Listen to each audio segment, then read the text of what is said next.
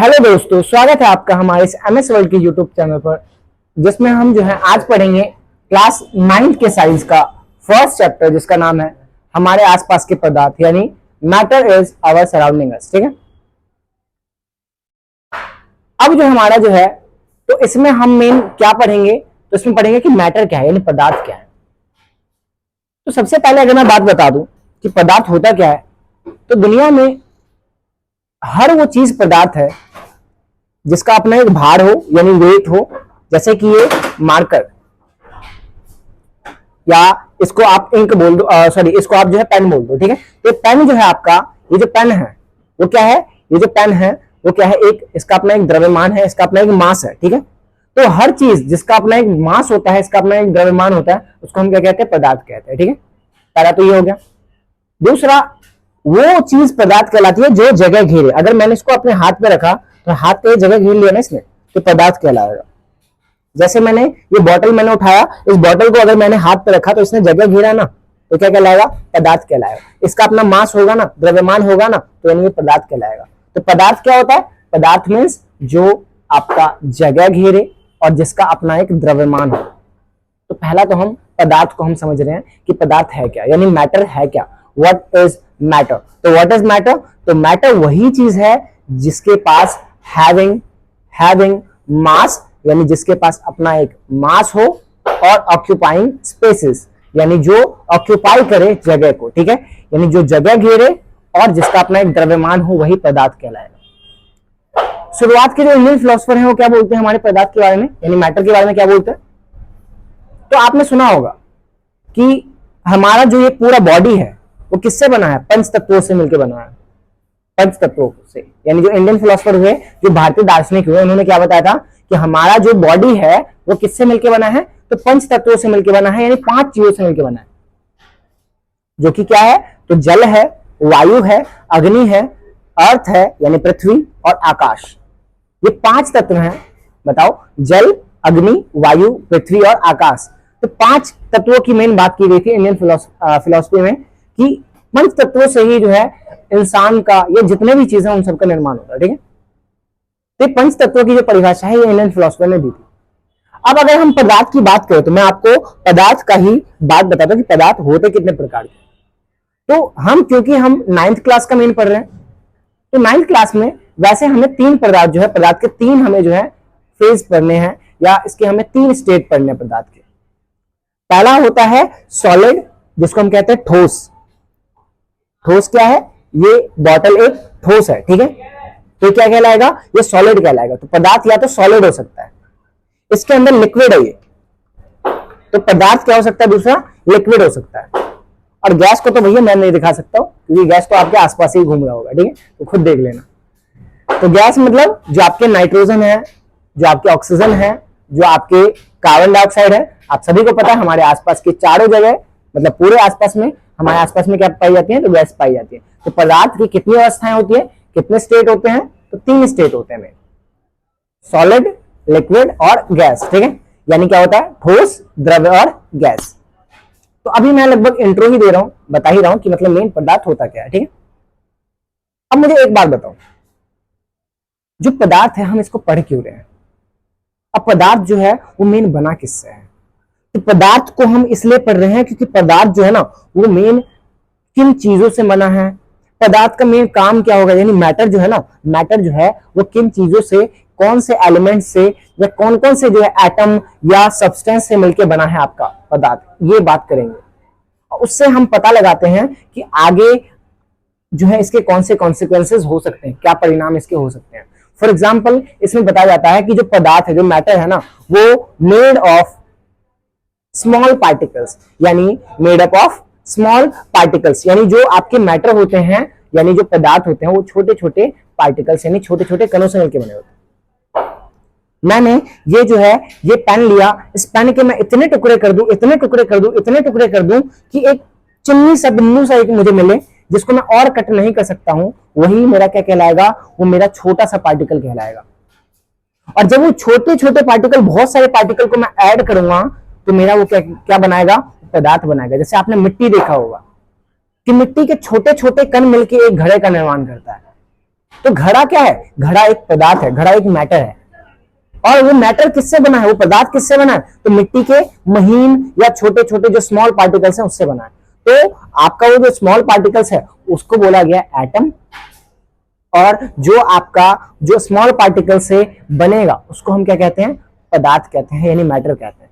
तो आइए हम स्टार्ट करते हैं। हमारा जो है ऑलरेडी मैंने आपको समझा दिया है, इंट्रो दे दिया कि हमें मेन पढ़ना क्या है इसमें। तो थोड़ा बहुत हम देखते हैं इस चैप्टर में, हमें मेन डीप में चलते हैं इस चैप्टर के, ठीक है। तो जैसा कि मेरा नाम है विक्की झा और मैं आपको साइंस पढ़ाऊंगा, तो हम स्टार्ट करते हैं अपने इस चैप्टर को, बहुत और डीपली तरीके से पढ़ते हैं।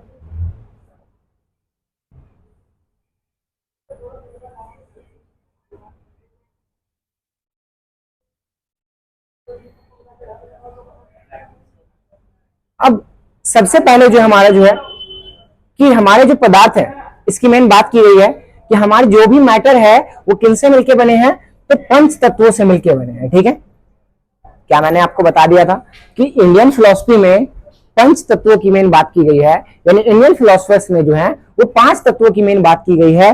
पांच तत्वों की वो बात करते हैं कि जितने भी चीजें हैं ना, जितनी भी वस्तुएं हैं, जितने भी मैटर है, जितना भी पदार्थ है ना, वो किनसे मिलके बना है? तो वो आपका पंच तत्वों से मिलके बना है। और पंच तत्व क्या होते हैं, यानी 5 एलिमेंट्स क्या होते हैं?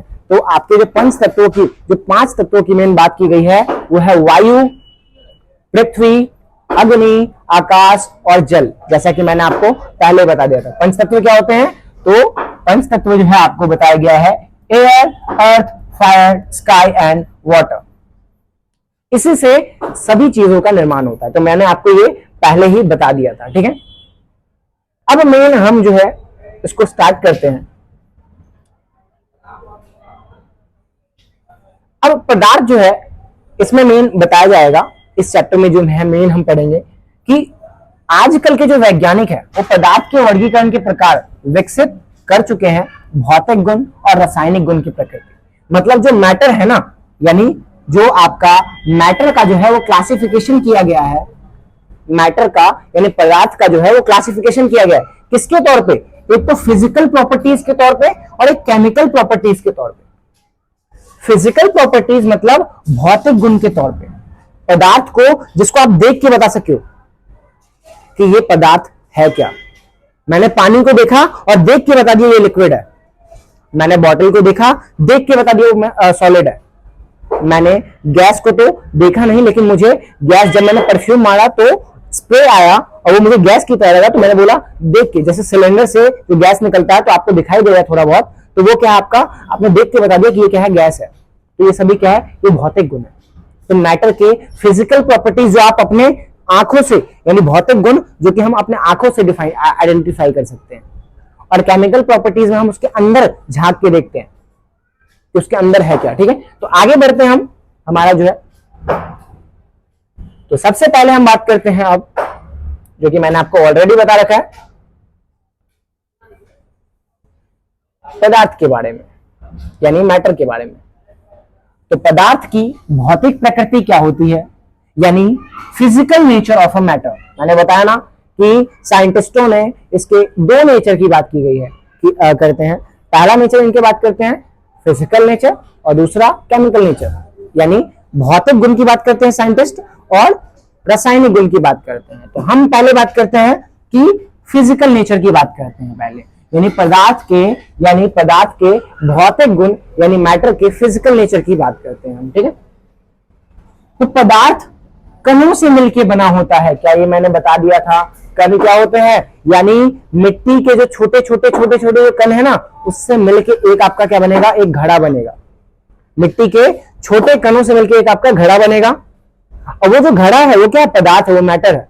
और जो छोटे छोटे जो कण है वो क्या कहलाएगा, वो आपका एटम कहलाएगा। तो मैं बोल सकता हूं ना कि मिट्टी किससे बना है, घड़ा जो है वो किससे बना है, तो मिट्टी के छोटे छोटे कणों से मिलकर बना है। तो यानी वही है ये, यानी पदार्थ जो होता है ना, पदार्थ जो कि घड़ा है वो किससे बना है, तो कणों से, यानी छोटे छोटे स्मॉल पार्टिकल से मिलकर बना है।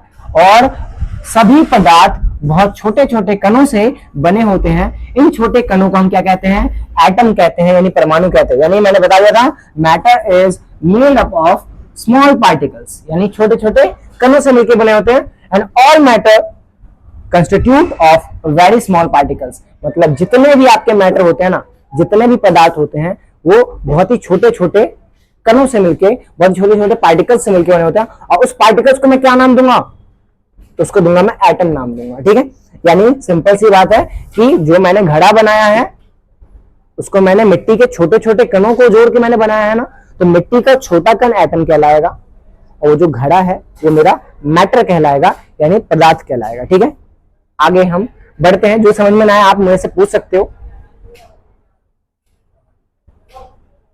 अब जैसे कि हम बात करते हैं, नेक्स्ट हम बात करते हैं कि पदार्थ के कण बहुत ही छोटे होते हैं, इसलिए इसे हम नग्न आंखों से या नेक्ड आइज से नहीं देख सकते हैं, साधारणतः सूक्ष्मदर्शी से नहीं देखा जा सकता है, यानी बोला गया है। अब मिट्टी के कण भी आप देख सकते हो, लेकिन मैंने क्या बोला था कि ये जो पदार्थ है ना, ये जो पेन है, इसके इतने टुकड़े करो, इतने टुकड़े करो, मतलब इतना सा चिमनी से बना दो जिसको आप कट नहीं कर सकते हो, जो अनकटेबल हो, जो नहीं कट सकता है अब इतना।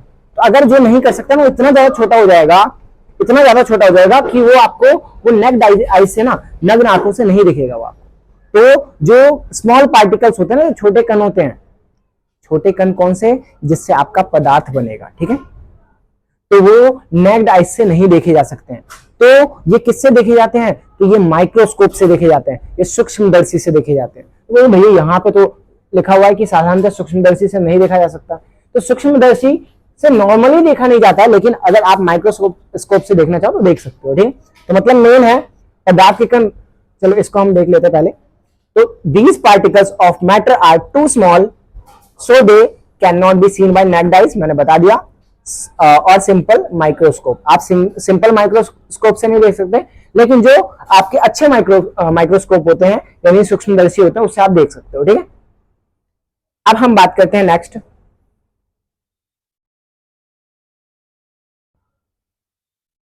अब पदार्थ के कण लगातार गतिमान होते हैं, इसका मतलब क्या है? इसका मतलब यह है कि पदार्थ जो है, जैसे कि ये जो पेन बना है, ये छोटे छोटे कणों से मिलकर बना है। मैंने बताया है कि इस पेन के मैं बहुत टुकड़े कर सकता हूं, और वो जो छोटे छोटे टुकड़े कहलाएंगे वो एटम कहलाएंगे, परमाणु कहलाएंगे। तो मतलब छोटे छोटे टुकड़ों से ही मिलकर तो ये पेन बना है। तो पदार्थ छोटे छोटे कणों से मिलकर बना होता है। तो ये जो छोटे छोटे कण होते हैं ना, ये हमेशा गतिशील होते हैं, हमेशा गतिमान होते हैं, चाहे वो सॉलिड हो, चाहे लिक्विड हो, चाहे गैस हो, यानी पदार्थ के कण हमेशा गतिशील होते हैं। कोई सा भी पदार्थ ले लो, हमेशा वो गतिशील होंगे। दुनिया में ऐसी कोई चीज बनी ही नहीं जो आपकी स्थिर हो। फॉर एग्जाम्पल, अगर मैं बोलूंगा मैं स्थिर हूं, तो ये पूरी अर्थ जो है वो आपकी जो है घूम रही है। अगर बोलोगे सोलर सिस्टम आपका जो है स्थिर है, पूरा मिल्की वे जो है वो घूम रहा है। मतलब हर चीज एक दूसरे का जो है चक्कर लगाती है। मतलब मेन क्या है, हम सिंपल सी बात कर रहे हैं कि इसमें क्या बोला गया कि पदार्थ के कण जो है लगातार गतिशील होते हैं। पदार्थ क्या है, ठोस, द्रव और गैस। अभी तो हमें 3 ही पढ़ना है। तो यानी पदार्थ के कण क्या होते हैं, लगातार गतिशील होते हैं। और जो चीज गति में होगी ना, अब मैंने इस पेन को ऊपर की ओर जो है मैंने फेंका, चलता हुआ एक पंखा है, जो पंखा चल रहा है ना, उसके ऊपर जो भी गतिशील वस्तु होगी ना, या जो भी मूविंग ऑब्जेक्ट होगा, उसके ऊपर कौन सी एनर्जी होगी, तो गतिज ऊर्जा होगी। गतिशील वस्तु पे गतिज ऊर्जा, यानी जो आपका चलता हुआ चीज है, चलता हुआ ट्रक ले लो, चलता हुआ पंखा ले लो, चलता हुआ बाइक ले लो, उसके ऊपर कौन सी एनर्जी होगी, तो काइनेटिक एनर्जी होगी, यानी गतिज ऊर्जा होगा। जो गतिशील वस्तु है उसके ऊपर कौन सी एनर्जी होती है, गतिज ऊर्जा। तो क्या मैं ये बोल सकता हूं कि पदार्थ के कण हमेशा गतिशील होते हैं, तो पदार्थ के कणों पर भी गतिज ऊर्जा होती है, यानी काइनेटिक एनर्जी होती है। तो मैंने यहीं पे बता रखा है कि पदार्थ के कण लगातार गतिशील होते हैं, यानी ये आपके कंटिन्यूसली जो है ये मूविंग होंगे। और अगर ये आपके लगातार मूविंग होंगे तो उसके ऊपर कौन सी ऊर्जा रहेगी, तो काइनेटिक एनर्जी यानी गतिज ऊर्जा रहेगी। काइनेटिक एनर्जी यानी गतिज ऊर्जा। गतिज ऊर्जा किस पर रहती है, जो चीज गति करता है उस पर रहती है। ठीक है, तापमान बढ़ने के साथ साथ कणों की गति भी बढ़ जाती है। अब इसका मतलब समझ में नहीं आया, इधर भी देख लो। अभी मैं दोबारा से इधर दिखा देता हूं कि particles of matter are continuously moving, कि जो पार्टिकल्स ऑफ मैटर है, यानी जो मैटर जिससे बना है ना, जो पदार्थ जिससे बना है, जिस पार्टिकल से बना है, वो क्या है, आपके हमेशा कंटिन्यूसली क्या होते हैं, मूविंग होते हैं। और अगर ये हमेशा मूव करेंगे तो इनके ऊपर कौन सी एनर्जी रहेगी, काइनेटिक एनर्जी रहेगी, यानी गतिज ऊर्जा रहेगा। ठीक है, इसमें कोई दिक्कत। अब गतिज ऊर्जा कैसे आती है, फॉर एग्जाम्पल बर्फ ले लिया मैंने, बर्फ को मैंने हीट देके मैंने पिघलाया, तो बर्फ क्या था, पहले उसके जो कण है ना वो बहुत ही तेज से अपने आसपास को पकड़े हुए थे, एक दूसरे को पकड़े हुए थे। बर्फ के कण ने एक दूसरे को बहुत ही तेज से पकड़ा हुआ था। तो जैसे हम हीट देंगे ना तो उसके कण जो है वो उसके अंदर जो है गतिज ऊर्जा जो है ना, काइनेटिक एनर्जी और बढ़ेगी। तो बर्फ में जब हम हीट देते हैं तो काइनेटिक एनर्जी बढ़ जाती है, और काइनेटिक एनर्जी जब बढ़ जाएगी ना तो वो जो है वो कण आपस में दूर दूर भागेंगे और वो क्या हो जाएगा, फिर लिक्विड हो जाएगा। और अगर और हीट में देता गया तो लिक्विड से सीधा वो गैस में कन्वर्ट हो जाएगा। मतलब ऐसा क्वेश्चन आता है कि आपका जो है कोई भी चीज, मतलब बर्फ को हम जो है लिक्विड में चेंज करने के लिए उसे हीट क्यों देते हैं, ये क्वेश्चन आता है आपके साइंस में कि बर्फ को, मैं आपको क्वेश्चन आंसर भी करवाऊंगा इसके, तो मेन सारे क्वेश्चन है, सारे क्वेश्चन आंसर करवाऊंगा।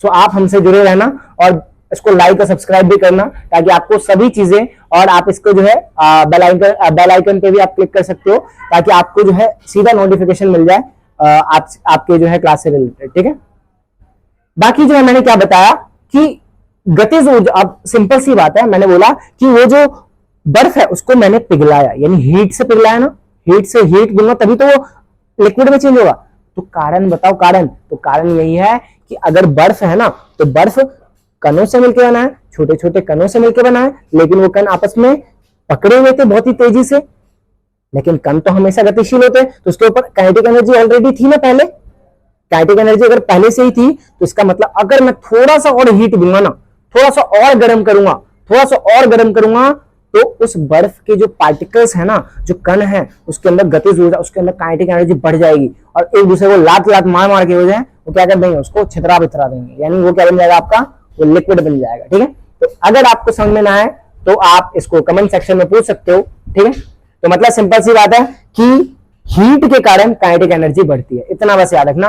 कुछ भी समझ में ना आए, बस सिंपल सी बात है कि हीट के कारण क्या बढ़ती है, काइनेटिक एनर्जी बढ़ती है, गतिज ऊर्जा बढ़ती है। तो गतिज ऊर्जा बढ़ाने के लिए मेन कंपोनेंट क्या है, क्या बोलोगे, हीट यानी ऊष्मा। ठीक है, तो बर्फ क्यों पिघलता है, मैंने अगर हीट दिया, गर्मी दिया और बर्फ पानी में कन्वर्ट हो गया, लिक्विड में कन्वर्ट हो गया, कारण क्या बोलोगे, तो कारण ये मत बोलना कि गर्मी के कारण पिघल गया होगा, कारण ये बोलना क्योंकि बर्फ में गतिज ऊर्जा फिर बढ़ जाती है, बर्फ के अंदर जो पार्टिकल्स है ना उसके ऊपर जो है गतिज ऊर्जा, काइनेटिक एनर्जी जो है वो इंक्रीज हो जाती है, इसी कारण जो है बर्फ पिघल जाता है। ठीक है, नेक्स्ट हम देखते हैं,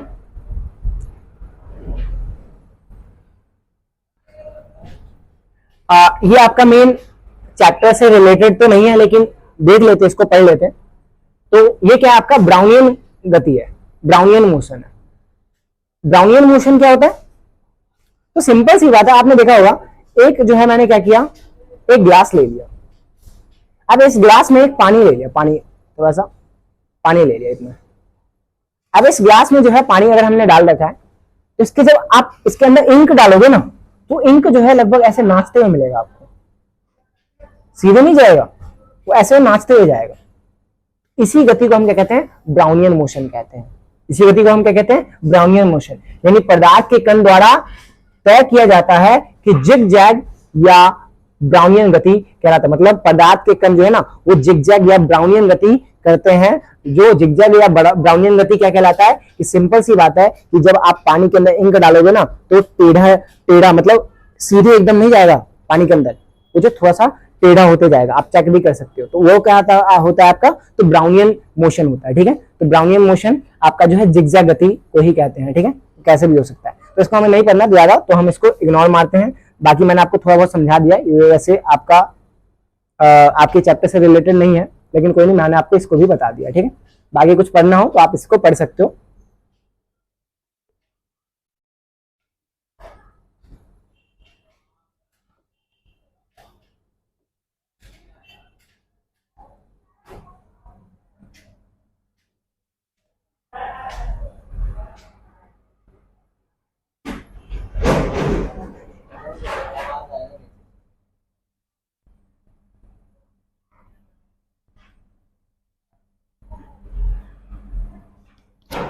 अब जो है हम देखते हैं कि सबसे पहले जो है पदार्थ कितने प्रकार के होते हैं, तो हमें क्या पढ़ना है, तो पदार्थ 3 प्रकार के होते हैं, यानी टाइप्स ऑफ मैटर कितने हैं आपके 3 प्रकार के हैं, सॉलिड, लिक्विड और गैस।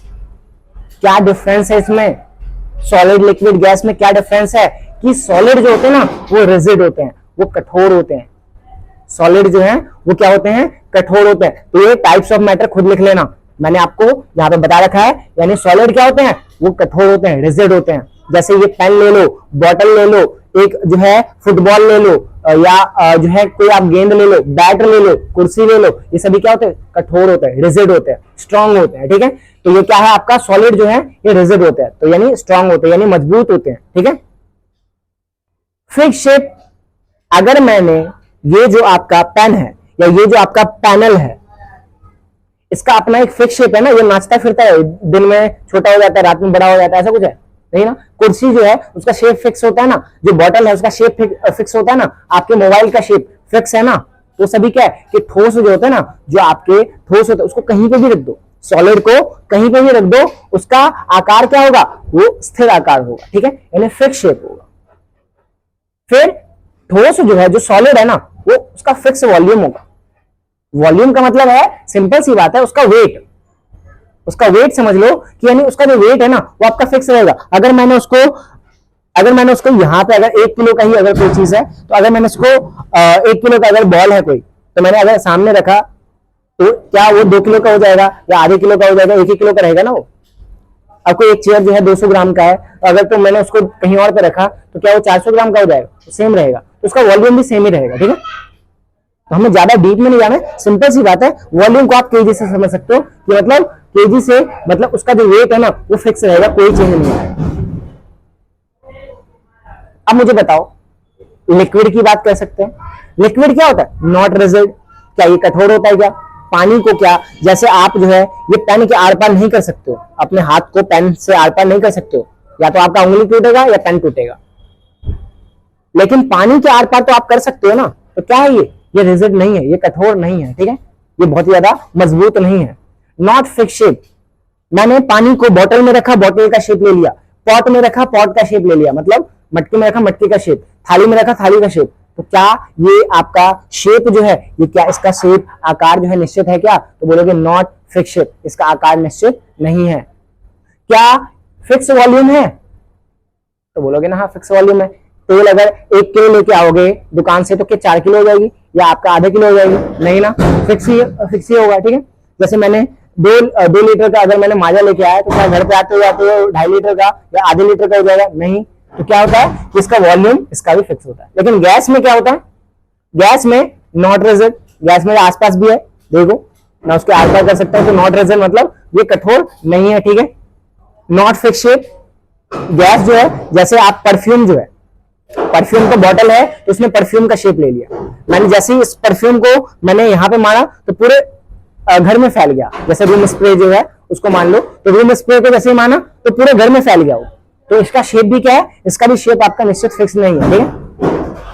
क्या इसका वॉल्यूम फिक्स है, नहीं है। जैसे कि आपने, अगर मैंने बोला आपने जो है गैस को रखा है पहले, जो है परफ्यूम को रख रखा है एक डिब्बे में, उसी को आप अगर थाली में रखोगे तो गैस हो जाएगा, ठीक है। तो उसका वॉल्यूम क्या होता है, वॉल्यूम जो है यानी उसका आइटम फिक्स नहीं होता, ठीक है। तो अब जो हम इसको नेक्स्ट हम पार्ट में क्लियर करते हैं। अभी मैंने आपको क्या बताया, मैटर क्या है, matter which occupying spaces having mass, यानी जो आपका स्थान घेरे या जो आपका क्या करे, तो जो आपका जो है जिनका अपना एक मास भी हो, अपना एक द्रव्यमान भी हो, ठीक है। अब पदार्थ क्या होते हैं, छोटे छोटे कणों से मिलकर बने होते हैं। पदार्थ के कितने प्रकार होते हैं, 3 प्रकार होते हैं, सॉलिड, लिक्विड, गैस, ठीक है। पंचतत्वों की मैंने बात कर दी थी, ठीक है। तो और जो है मैंने आपको ये भी बता दिया कि सॉलिड, लिक्विड, गैस में क्या क्या डिफरेंस है। तो बाकी जो है हम नेक्स्ट अपने पार्ट में मिलते हैं, तो तब तक के लिए बाय बाय, टेक केयर।